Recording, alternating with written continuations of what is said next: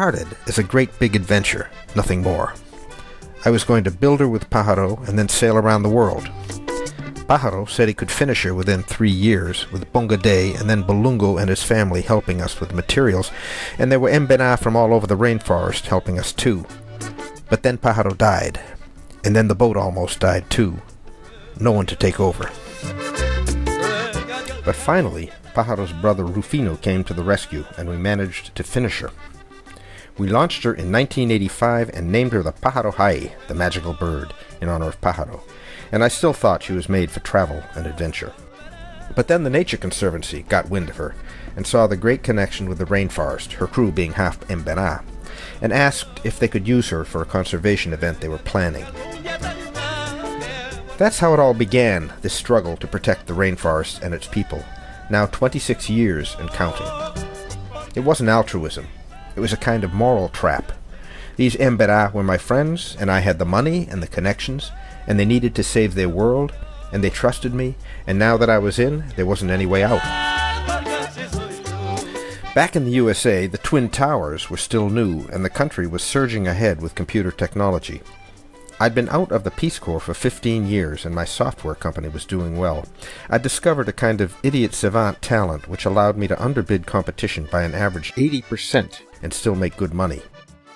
Even then, my focus was healthcare systems. Medicare, big insurance companies. With my quirky talent, I rewrote the Alabama Medicaid system in a few weeks so that it ran in 10% of the time and saved 90% of the running costs. I was still a trainee. Then I wrote a sleuth system for Medicare, which discovered $10 million worth of provider abuse in its very first week. I was living two lives, mainframes and dugout canoes, 5-star restaurants and smoked iguana, and with the Pajaro Jai I was bringing these two worlds together. We had hundreds of events with all kinds of organizations. Here's Balungo receiving his prize for winning the paddle race at the tall ship event at the 200th anniversary of the United States Coast Guard in Washington.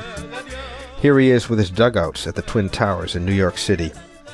Here we are in Boston with the Blue Bloods. We were featured on national TV in the late 1980s, hoisting a nervous Al Roker up the mainmast. We did one great event for the United Nations where we sailed the East River in New York with people from 43 nations on board and a flag for each in the rigging. Here's another event in Miami at the United Nations Global Assembly of Women for the Environment.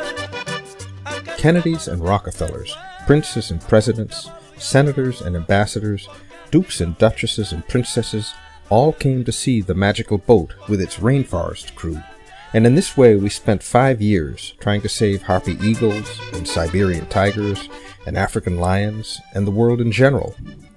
But then things began to change. In New York my software was getting better and better, but the more powerful it got, the less popular it became. A nasty dispute erupted at a big Connecticut insurance company when I offered to replace a brand new 3,000-page database system that had taken them 2 years to build with a much more efficient 11-page system that took me 2 weeks to build. We created the Comprehensive Productivity Resource, or CPR, which could produce complex systems in days or even hours instead of months or even years. But it was stonewalled almost everywhere we went. We finally got it into Fleet Bank and then Bank of America to process their consumer loans, but only after we promised to severely limit its power. Most of my efforts to supply Medicare and other healthcare clients with super-efficient solutions were basically ignored, and I watched as some of my clients became bloated and less competitive, and as some collapsed from the weight of these inefficiencies. A friend called my software disruptive technology, a phenomenon touched upon by Machiavelli 500 years ago, and further developed by Einstein, Clayton Christensen, and others. Important game-changing ideas disrupt the status quo and threaten existing profit patterns, so they are usually opposed by the powerful and often by the ignorant as well. The recent bestseller, Why Nations Fail, points out that the phenomenon has been a major contributor to the decay and ultimate failure of great enterprise and great society for thousands of years. So at that moment I was really feeling very frustrated in my technological life and struggling to overcome the rising resistance. But then something terrible happened to the Pajaro Jai.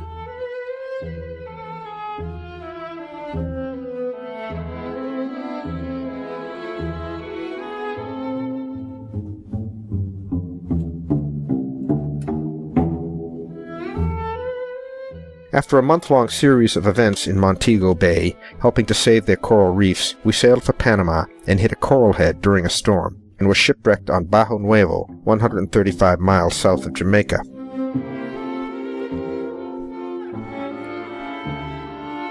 This was devastating and a major turning point for the Mbana and I. By then, they realized that all the effort on the Pajaro Jai had had little effect on the noose tightening around them in the Darien, and I myself was becoming increasingly disillusioned about the conservation strategies we were supporting. They didn't seem to be having any effect at all on the global rate of deforestation.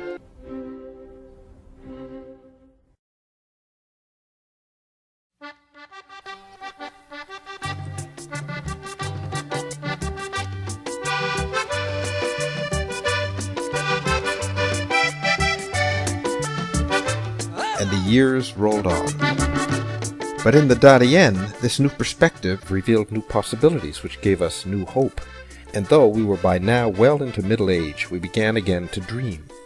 And we began to rebuild the magical bird, this time bigger, faster, and more beautiful than ever.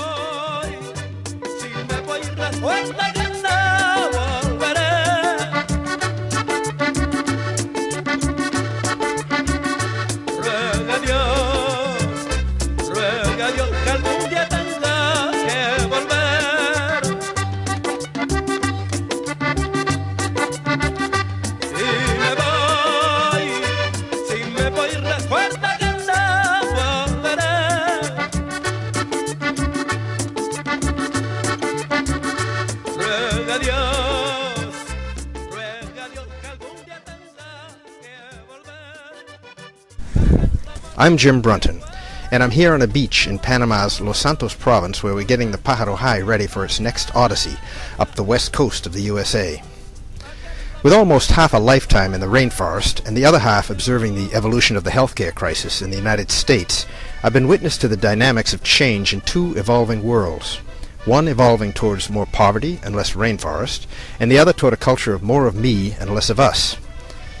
And though I believe that it's possible to change these trends, the problems are so insidious and unyielding that I've been tempted on many occasions to just give up and leave them to others.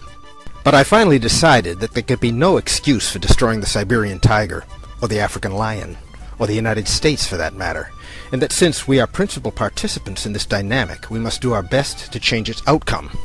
If it all falls apart, our excuses to our grandchildren, or our great-grandchildren, or our great-great-grandchildren would sound absurd. We didn't see it coming. We were too busy making money. We were afraid. It was someone else's job.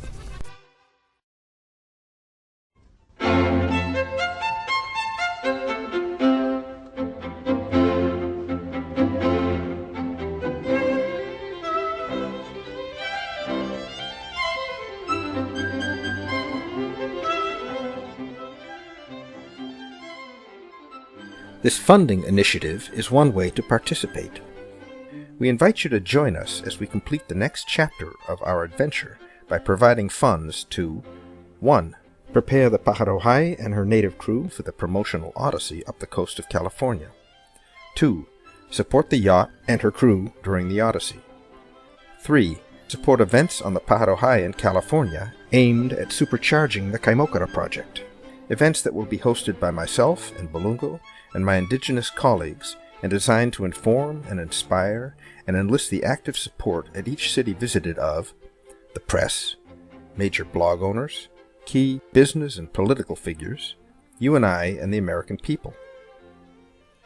We have many years of experience with events of this type and a reasonable expectation of success.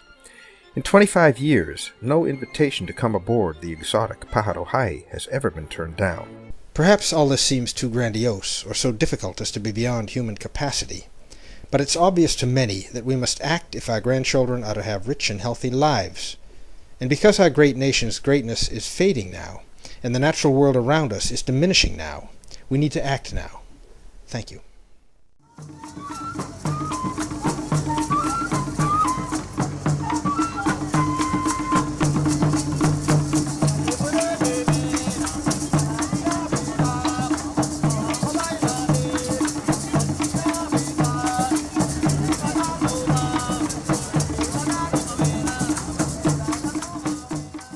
Voy. Aunque yo voy mal, que sea en ese mar, ¿no? Me coge de tormenta, pero voy, aunque arrastrado voy.